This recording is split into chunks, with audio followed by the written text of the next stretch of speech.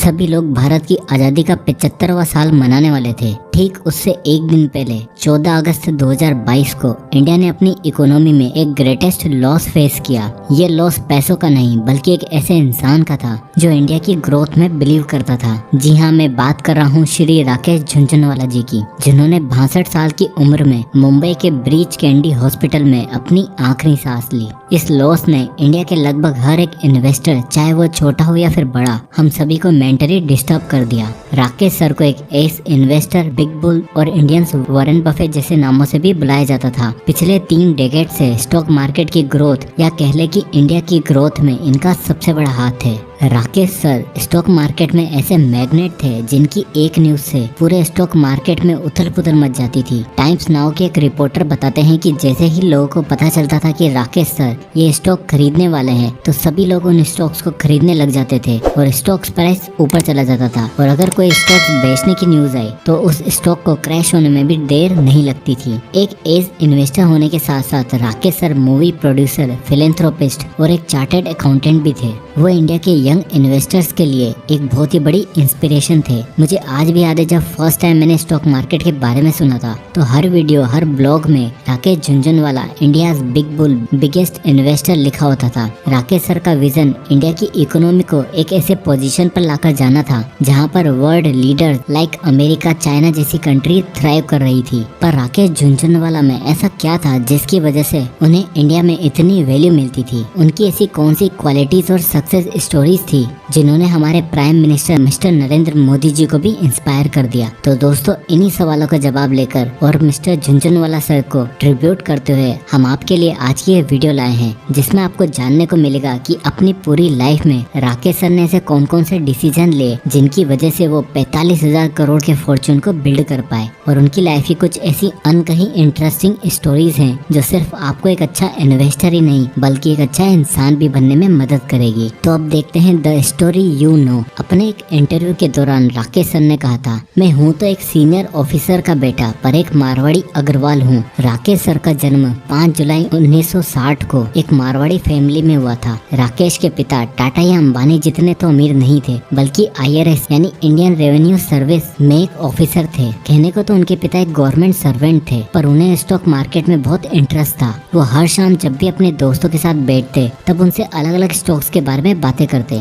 किसी स्टॉक्स की क्या प्रेडिक्शन होनी चाहिए या कल कौन सा स्टॉक्स ऊपर जाएगा या नीचे, ये सब डिस्कस करते। पर उनकी ये सारी बातें पर्दे के पीछे छुपे 9 साल के राकेश भी सुनते रहते थे और उनका धीरे धीरे स्टॉक मार्केट में इंटरेस्ट बढ़ने लग गया। उस टाइम पर इंटरनेट नहीं होता था कि एक क्लिक किया और किसी भी स्टॉक्स की सारी इन्फॉर्मेशन हाजिर। उस टाइम पर स्टॉक्स की न्यूज पेपर में आती थी और राकेश को न्यूज पेपर पढ़ने का बहुत शौक चढ़ा। उनके इसी शौक को देखकर उनके पिताजी ने एक दिन उनसे कहा, इन सभी स्टॉक्स के कल के दाम प्रेडिक्ट करके बताओ। अब उनकी वो प्रेडिक्शन सही थी या फिर नहीं, पर ऐसा करने से उनका स्टॉक मार्केट की तरफ इंटरेस्ट बढ़ता चला गया। उन्होंने इससे शेयर्स की न्यूज और उनके फंडामेंटल्स पढ़ना शुरू कर दिया और एक दिन उन्होंने अपने पिता से कहा कि मुझे स्टॉक मार्केट में अपना करियर बनाना है। राकेश बताते हैं कि उनके पिता बहुत ही सपोर्टिव एंड ओपन माइंडेड थे, पर उस समय उन्होंने राकेश को स्टॉक मार्केट में करियर परस्यू करने से पहले एक प्रोफेशनल डिग्री लेने की सलाह दी और साथ ही बिल्कुल मना कर दिया कि इस बीच में तुम ट्रेडिंग नहीं करोगे और फ्यूचर में अगर तुम ट्रेडिंग करना भी चाहते हो तो हम तुम्हें एक पैसा नहीं देंगे। तुम्हें जो सीखना होगा खुद ही सीखना पड़ेगा और न ही तुम अपने किसी दोस्त या रिलेटिव से कभी पैसे लोगे। तो अपनी CA की पढ़ाई कंप्लीट करने के बाद राकेश ने फाइनली डिसाइड किया कि वो दलाल स्ट्रीट में काम करेंगे।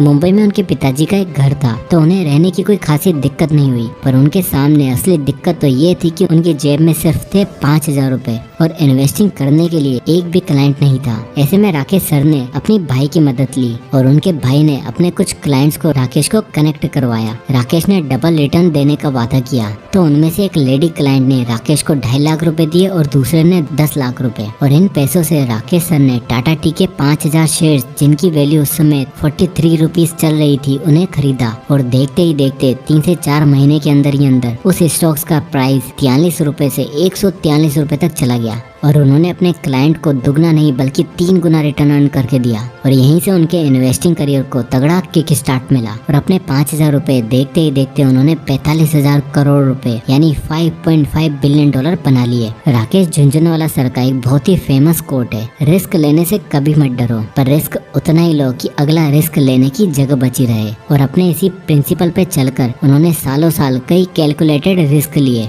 और अब मैं आपको उन्हीं रिस्क के बारे में बताने वाला हूँ जिनके पीछे की स्टोरी शायद आपने कभी सुनी भी नहीं होगी। The story you don't know. पहली, 1989 का नेशनल बजट अनाउंसमेंट। 1989 में वीपी सिंह की गवर्नमेंट को एक एनुअल बजट पेश करना था। उस साल मार्केट काफी मंदी में था और वीपी के डिसीजन को मार्केट के बड़े बड़े दिग्गजों ने बेकार और यूजलेस बताया था और ये अफवाह फैल गई थी कि ये बजट बिजनेस और इन्वेस्टर्स के अगेंस्ट आने वाला है। सभी लोगों ने तेजी से स्टॉक मार्केट में अपना पैसा निकालना शुरू कर दिया। मार्केट को और लॉस होने लग गया, लेकिन राकेश ने वीपी सिंह के डिसीजन को क्लोजली मॉनिटर करा और इसी समय का एक किस्सा उन्होंने एक इंटरव्यू में भी शेयर किया कि उन दिनों उनकी पत्नी रेखा झुनझुनवाला, जिन्होंने आज तक किसी चीज की डिमांड नहीं रखी थी, उन्होंने अपना पर्सनल रूम में एसी लगवाने को कहा। राकेश बताते हैं कि बजट का दिन था, मेरे पास कुछ 3 करोड़ रुपए थे। मैंने अपनी वाइफ को कहा कि बस 2 दिन और इंतजार कर लो और ऐसा कर बजट आने से पहले उन्होंने ये सारा पैसा मार्केट में लगा दिया। और जैसे ही बजट आया तो लोगों ने देखा कि ये बजट तो बिजनेस और इन्वेस्टर के फेवर में ही है और सभी ने फिर से इन्वेस्ट करना शुरू कर दिया। और जैसे जैसे बजट आता गया उनके वो 3 करोड़ रुपए की वैल्यू 20 करोड़ रुपए हो गई, यानी 6 गुना। और वो रात को घर आए और अपनी वाइफ से बोला अपना एसी आ गया। राकेश सर का ये डिसीजन इसलिए सही हुआ क्योंकि उन्हें अच्छे से पता था कि वीपी सिंह जो खुद एक फाइनेंशियल बैकग्राउंड रखते हैं, साथ ही साथ भारत के फाइनेंस मिनिस्टर भी रह चुके थे, वो हमेशा बिजनेसेस और इन्वेस्टर के फेवर में ही बजट पास करेंगे। और उनकी ये प्रेडिक्शन सही रही, जिससे वो एक दिन में 20 करोड़ रुपए बना पाए। Story number 2, 1992 Harshad Mehta scam.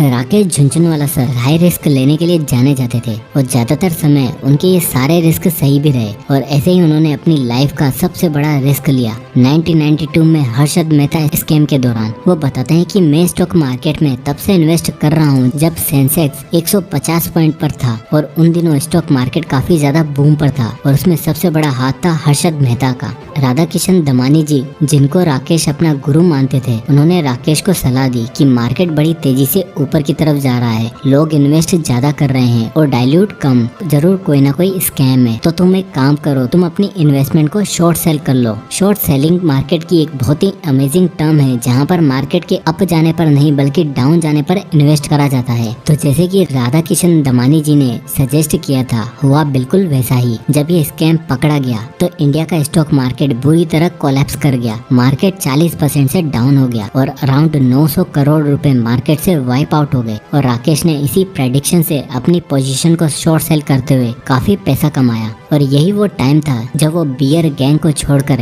India के बिग बुल बन गए। और साथ ही उन्होंने ये भी प्रेडिक्ट किया था कि अभी जो सेंसेक्स 2500 पॉइंट पर है वो फ्यूचर में 50,000 पॉइंट भी टच करेगा। और उनकी ये प्रेडिक्शन सही भी निकली क्योंकि शुरू से ही उन्हें इंडिया की ग्रोथ और उसके बिजनेस में काफी पोटेंशियल दिखता था। और उनको देखकर हम जैसे लाखों लोगों ने स्टॉक मार्केट की नॉलेज लेना सीखा और शायद ही इंडिया में उनके जैसा कोई दूसरा बिग बुल हो। Story number 3, the Titan investor. Rakesh sir ने अपनी लाइफ में जो सबसे अमेजिंग बेट खेली वो थी टाइटन स्टॉक में इन्वेस्टमेंट। उन दिनों टाइटन नया मार्केट में आया था और उसका प्राइस कुछ 3 से 4 रुपए चल रहा था। राकेश सर ने बहुत स्टडी और कंपनी की डिटेल्स चेक करने के बाद टाइटन के स्टॉक्स में इन्वेस्ट किया। उन्होंने इतना हेविली इन्वेस्ट किया कि सभी लोगों ने उन्हें कहा कि एक बहुत ही फेल मूव साबित हो सकती है और किसी भी पेनी स्टॉक्स में इतना ज्यादा पैसा लगाना ठीक नहीं है। पर राकेश सर ने इसी स्टॉक को पेनी नहीं बल्कि मल्टी बैगर स्टॉक समझा और उसके फ्यूचर विजन पर बेट करते हुए कंपनी के 4.4 करोड़ स्टॉक्स खरीद लिए। और हुआ ये कि ओवर द पीरियड टाइटन के स्टॉक्स प्राइस बढ़ता चला गया। और जब राकेश सर ने टाइटन में इन्वेस्ट किया था तब उसकी वैल्यू 200-300 करोड़ रुपए की थी और आज इस कंपनी की वैल्यू 22 लाख करोड़ रुपए है। और रिसेंटली जब टाइटन ने अपना ऑल टाइम हाई टच किया था तब राकेश सर को एक दिन में 900 करोड़ का प्रॉफिट हुआ।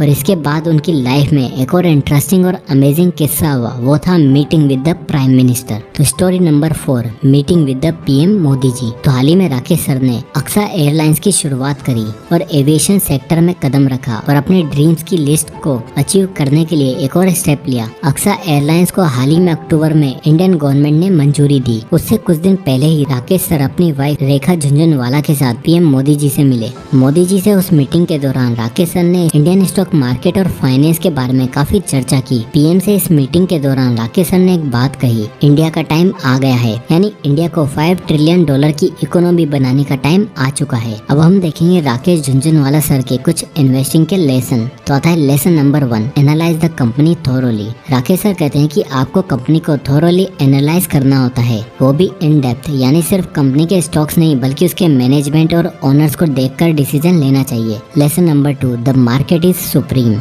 राकेश सर का कहना है मार्केट में हो रहे अप एंड डाउन्स के लिए